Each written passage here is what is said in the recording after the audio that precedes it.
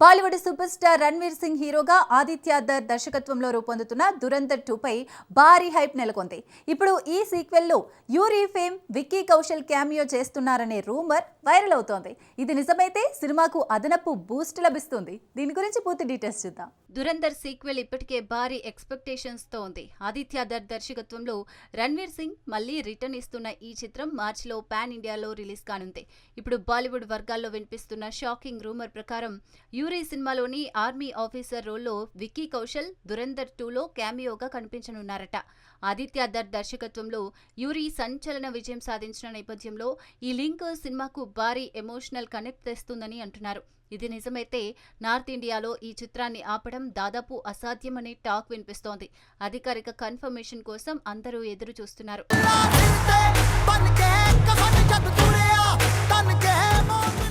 విజయ్ దేవరకొండ, రష్మిక మందాన మధ్య పెళ్లి రూమర్లు గత 4 ఏళ్లుగా వినిపిస్తున్నాయి. ఇప్పుడు ఫ్లవర్ కౌన్సిల్ ఆఫ్ ఇండియా అధ్యక్షుడు శ్రీకాంత్ స్పష్టంగా వారి పెళ్లికి డచ్ గులాబీలు పంపుతామని ప్రకటించారు.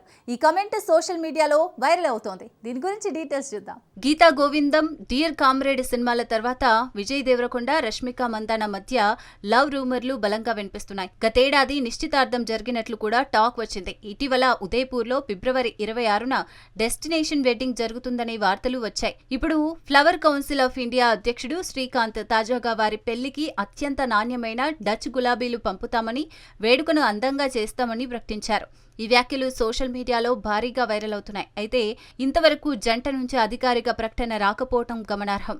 అభిమానులు ఈ విషయంపై ఆసక్తిగా ఎదురు చూస్తున్నారు.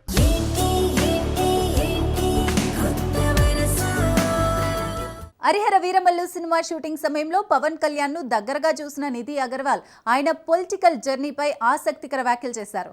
పవన్ భవిష్యత్తులో ప్రధానమంత్రి అయినా ఆశ్చర్యపడనని ఆమె బోల్డ్ గా చెప్పారు. ఈ స్టేట్మెంట్ సోషల్ మీడియాలో తెగ వైరల్ అవుతోంది. దాని గురించి డీటెయిల్స్ చూద్దాం. నిధి అగర్వాల్ ఇటీవల ఇచ్చిన ఇంటర్వ్యూలో పవన్ కళ్యాణ్ వ్యక్తిత్వాన్ని బాగా కొనియాడారు. ఆయన్ని సింహంలా, ధైర్యవంతుడిగా, తెగింపు గలవారిగా అభివర్ణించారు. ఒంటరిగా సమస్యలతో పోరాడగల సత్తా ఆయనకుందని, గ్రౌండ్ లెవెల్లో ఎన్నో ఏళ్లుగా కష్టపడుతున్నారని చెప్పారు. పవన్ కళ్యాణ్ ఎప్పుడైనా దేశ ప్రధానమంత్రి అయినా తాను ఆశ్చర్యపడనని, ఆయన పీఎం రేంజ్కు చేరతారని ఆమె బలంగా నమ్ముతున్నారు.